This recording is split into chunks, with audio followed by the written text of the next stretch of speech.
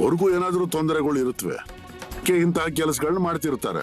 ಆದ್ರೆ ಮಾಮ, ಇದನ್ನೆಲ್ಲ ಯಾರು ಮಾಡ್ತಾರೆ ಅಂತಾದ್ರೂ ಹೇಳಿ. ಅದನ್ನ ತಗೊಂಡು ನಿಮಗ್ ಮಾಡೋದೇನಿದೆ? ಹೇಳದಷ್ಟನ್ನು ಮಾಡಿ ಸಾಕು. ಸರಿ, ನಿಮ್ಮನೆ ಬಾಗಿಲಲ್ಲಿ ತುಳಸಿ ಗಿಡ ಇಲ್ಲ ಅಲ್ವಾ? ನೀವೆಂತ ಮನುಷ್ಯರು?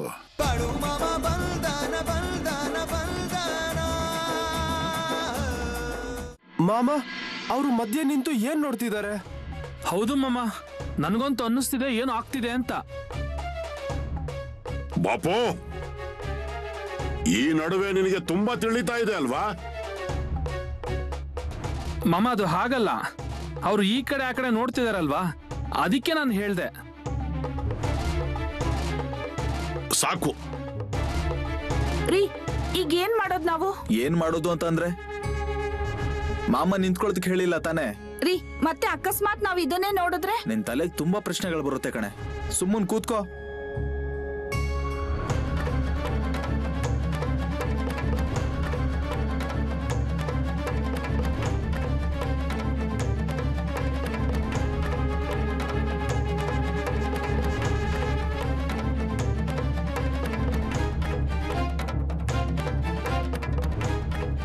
ಏನ್ರಪ್ಪ, ಭಂಡಾರವನ್ನ ಹಾಕಿದ್ದಾಯ್ತಾ? ಹೌದು ಮಾಮ, ಆದ್ರೆ ಭಂಡಾರನ ಹಾಕ್ಬೇಕಾದ್ರೆ ಬೇರೆನೆ ಅನುಭವ ಆಯ್ತು. ಈ ತರ ನಾನು ಯಾವತ್ತೂ ಕೇಳೂ ಇಲ್ಲ, ನೋಡೂ ಇಲ್ಲ ಮಾಮ. ಹೌದು ಮಾಮ, ತುಂಬಾ ವಿಚಿತ್ರ ಶಬ್ದಗಳು ಬಂದು ಹಾಗೆ ಕಣ್ಮುಂದೆ ಕಪ್ ಕಪ್ಪಗ್ ಏನೇನೋ ಕಾಣಿಸ್ತಿತ್ತು ಮಾಮ.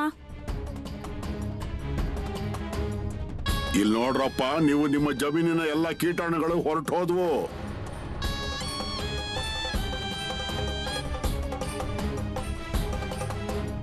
ಇನ್ನೇನು ಯೋಚನೆ ಮಾಡಬೇಡಿ. ನನ್ನ ಆಶೀರ್ವಾದ ಇದೆ ನಿಮ್ಮ ಮೇಲೆ.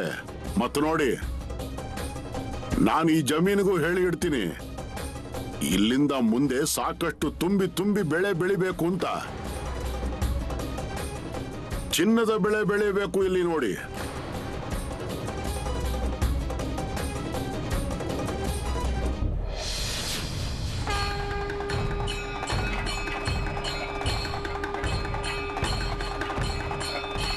ಇಲ್ಲಿ ಕೇಳ್ರಪ್ಪ, ಒಂದು ಕೆಲಸ ಮಾಡಿ. ನೀವು ನಿಮ್ಮ ಭೂಮಿಯನ್ನು ನೇಗಿಲಿನಿಂದ ಹದ ಮಾಡಿ, ಮೊದಲನೇ ಮಳೆ ಬರುವುದರ ಒಳಗಾಗಿ ಎಲ್ಲ ಕೆಲಸವನ್ನ ಮಾಡಿ ಮುಗಿಸಿ. ಮತ್ತೆ ಅದಾದ ಮೇಲೆ ಬೀಜವನ್ನ ಬಿತ್ತಿ. ನೀವೇ ನೋಡಿ ಹೇಗ್ ಬೆಳೆ ಬರುತ್ತೆ ಅಂತ. ಮಾಮ, ನೀವೇ ಸ್ವತಃ ಬಂದಿದ್ದೀರಾ, ನಮ್ ಸಲುವಾಗಿ ಇಷ್ಟೆಲ್ಲ ಮಾಡಿದ್ದೀರಾ. ನಿಮ್ಮೇಲೆ ನಮ್ ಋಣ ಇದೆ ಮಾಮ.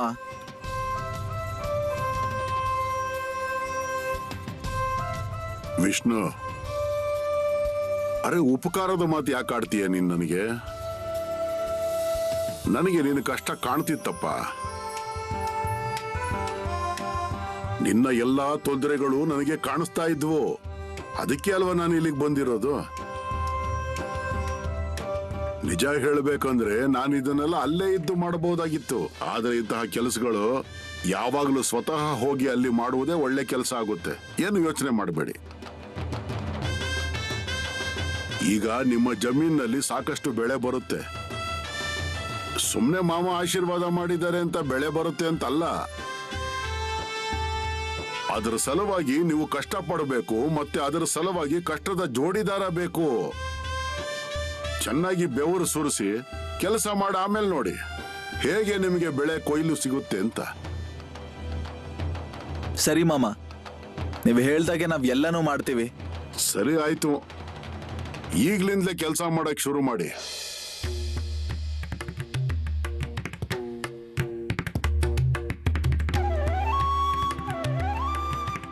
ಕೇಳ್ರಪ್ಪ,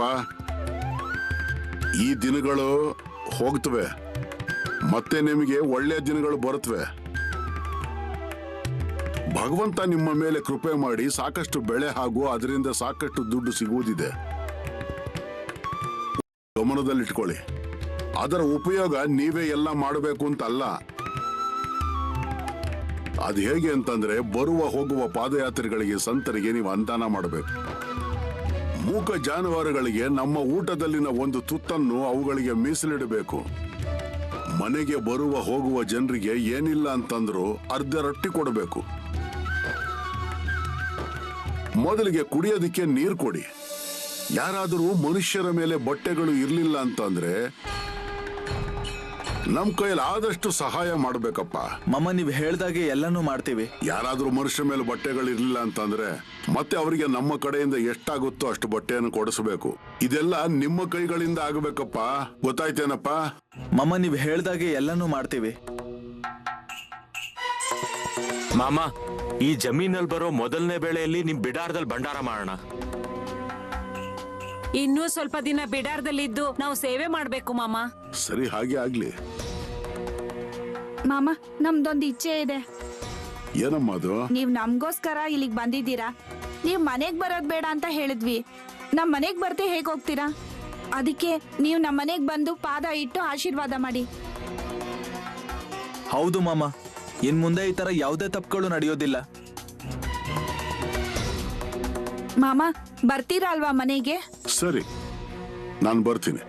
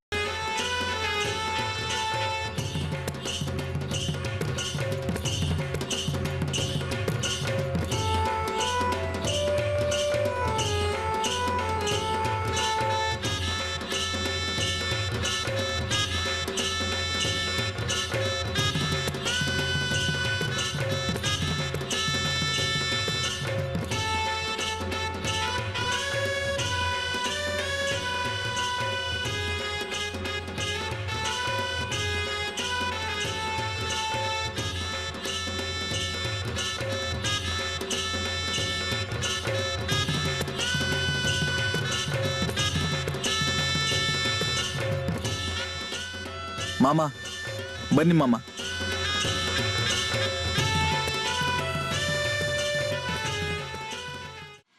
ಮಾಮ, ಮನೆ ಹೆಣ್ಮಕ್ಳು ನಿಮ್ ಜೊತೆ ಮಾತಾಡ್ಬೇಕಂತೆ. ಏನ್ರಮ್ಮ ನಿಮ್ಗೆ? ಏನ್ ಮಾತಾಡೋದಿದೆ? ಅರೆ ಹೇಳ್ರಮ್ಮ. ಮಾಮ, ನಾವ್ ಯಾರಿಗೂ ಕೆಟ್ಟದ್ ಮಾಡಿಲ್ಲ, ಕೆಟ್ಟದ್ ಮಾತಾಡಿಲ್ಲ, ಹಾಗೆ ಯಾರ ಬಗ್ಗೆನೂ ಯೋಚನೆ ಮಾಡಿಲ್ಲ. ಆದ್ರೂ ಯಾರೋ ನಮ್ ಬಾಗಿಲ್ಗೆ ಮಂತ್ರಿಸ್ ಹೋಗ್ತಾರೆ. ಹೌದು ಮಾಮ, ಇದನ್ನೆಲ್ಲ ನೋಡ್ದಾಗ ಗಾಬರಿ ಆಗತ್ತೆ.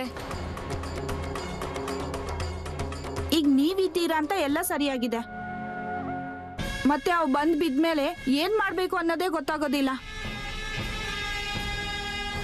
ಮಾಮ, ಇಂಥ ವಿಷಯನ ಏನ್ ಮಾಡೋದು?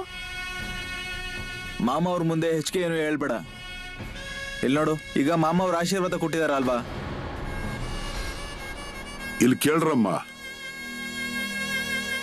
ಯಾರು ಸರಿಯಾದ ದಾರಿಯಲ್ಲಿ ನಡೀತಾರೋ ಅವ್ರಿಗೆ ಸಾಕಷ್ಟು ಅಡಚಣೆಗಳು ಎದುರಿಗೆ ಬರುತ್ತವೆ.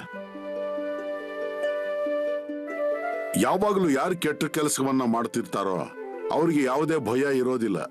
ಅವರು ತಮ್ಮ ಕೆಟ್ಟ ಕೆಲಸಗಳನ್ನ ಮುಂದುವರಿಸ್ತಿರ್ತಾರೆ. ಆದ್ರೆ ನಾವು ಮಾತ್ರ ನಮ್ಮ ಒಳ್ಳೆ ಕೆಲಸಗಳನ್ನ ಮಾಡುವುದು ಬಿಡಬಾರದು. ಸಣ್ಣದಾಗಿ ಹೇಳಬೇಕು ಅಂತಂದ್ರೆ ಏನು ಅಂತಂದ್ರೆ, ಸಂಪಿಗೆ ಗಿಡದ ಕೆಳಗಡೆ ಸಂಪಿಗೆ ಹೂವು ಸಿಗುತ್ತವೆ, ಹ್ಞೂ ಮಾಮ. ಮುಳ್ಳಿನ ಗಿಡದ ಕೆಳಗಡೆ ಮುಳ್ಳುಗಳೇ ಇರುತ್ತವೆ. ಆದ್ರೆ ಭಯ ಆಗತ್ತೆ ಮಾಮ. ಈಗ ಭಯ ಪಡುವ ಅವಶ್ಯಕತೆ ಇಲ್ಲಮ್ಮ, ನಾನು ಬಂದಿದ್ದೀನಲ್ವಾ. ನನ್ನ ಆಶೀರ್ವಾದ ನಿಮ್ಮ ಮೇಲೆ ಇದ್ದೇ ಇದೆ.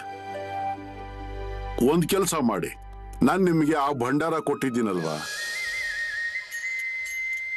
ಆ ಭಂಡಾರನ ಮನೆಯ 4 ಕಡೆಗೆ ಸಿಂಪಡಿಸಿ. ನಾನು ಹೋಗ್ಬೇಕಾದ್ರೆ ಇಲ್ಲಿ ಭಂಡಾರವನ್ನ ಹಾಕ್ತೀನಿ. ಅದ್ಯಾರ ಇದನ್ನೆಲ್ಲ ಮಾಡ್ತಾ ಇದ್ದಾರಲ್ಲ, ಅವ್ರಿಗದು ಗೊತ್ತೇ ಆಗುತ್ತೆ ಅದ್ ಏನಾಗುತ್ತೆ ಅಂತ. ಆದ್ರೆ ಮಾಮ ಅದನ್ನೆಲ್ಲ ಯಾರು ಮಾಡ್ತಾರೆ? ಮತ್ತೆ ಅವ್ರಿಗೆ ನಮ್ ಜೊತೆ ವೈರತ್ವ ಇದೆ. ಮಾಮ, ಇಲ್ಲೇ ಇರೋರು ಮಾಡ್ತಿದಾರಾ?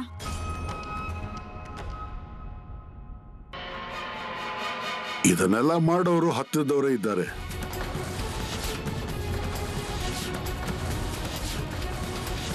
ಬಹಳ ಹತ್ತಿರದವರಿಂದಾನೇ ತುಂಬಾ ಅಪಾಯ ಇರುತ್ತೆ. ಯಾಕಂದ್ರೆ ಅವರಿಗೆ ನಿಮ್ಮ ಮನೆಯ ಒಳಗಿನ ಹೊರಗಿನ ಎಲ್ಲಾ ವಿಷಯಗಳು ಗೊತ್ತಿರುತ್ತೆ. ಯಾರೋ ಗೊತ್ತಿಲ್ಲದವರು ಇಷ್ಟು ದೂರ ನಮ್ಮ ಹತ್ತಿರಕ್ಕೆ ಯಾಕೆ ಬರ್ತಾರೆ? ಅವ್ರಿಗೂ ಏನಾದ್ರೂ ತೊಂದರೆಗಳು ಇರುತ್ತವೆ, ಇಂತಹ ಕೆಲಸಗಳನ್ನ ಮಾಡ್ತಿರ್ತಾರೆ. ಆದ್ರೆ ಮಾಮ, ಇದನ್ನೆಲ್ಲ ಯಾರು ಮಾಡ್ತಾರೆ ಅಂತಾದ್ರೂ ಹೇಳಿ. ಅದನ್ನ ತಗೊಂಡು ನಿಮಗೆ ಮಾಡೋದೇನಿದೆ? ಹಾ, ಹೇಳದಷ್ಟನ್ನು ಮಾಡಿ ಸಾಕು. ಸರಿ, ನಿಮ್ಮನೆ ಬಾಗಿಲಲ್ಲಿ ತುಳಸಿ ಗಿಡ ಇಲ್ಲ ಅಲ್ವಾ? ನೀವೆಂತ ಮನುಷ್ಯರು? ಮೊದಲು ಮನೆಗೆ ತುಳಸಿ ಗಿಡ ತನ್ನಿ, ಮತ್ತೆ ಆ ತುಳಸಿಗೆ ಸಂಜೆ ದೀಪ ಹಚ್ಚಿ ಊದುಬತ್ತಿ ಬೆಳಗಿ. ತುಳಸಿಯಲ್ಲಿ ವಿಷ್ಣುನ ವಾಸ ಇರುತ್ತೆ. ತುಳಸಿ ಅಂದ್ರೆ ಹಾಗೆ ಸುಮ್ಮನೆ ಅಲ್ಲ, ಎಲ್ಲ ಸರಿ ಹೋಗುತ್ತೆ. ಆಯ್ತು ಮಾಮ. ನಾನು ಹೋಗಿ ಬರ್ತೀನಿ. ಮುಂದೆ ಹೋಗೋದಿದೆ, ಮುಂದೆ ಹೋಗಿ ತುಂಬಾ ಕೆಲಸಗಳು ಮಾಡೋದಿದೆ. ಹಾ,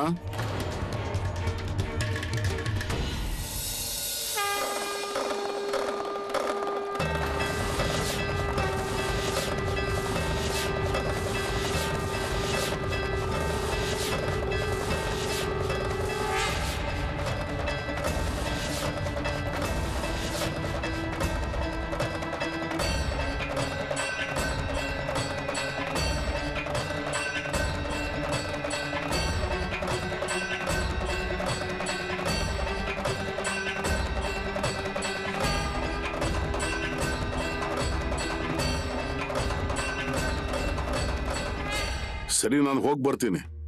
ನಿಮ್ಮ ಕಾಳಜಿ ತೆಗೆದುಕೊಳ್ಳಿ.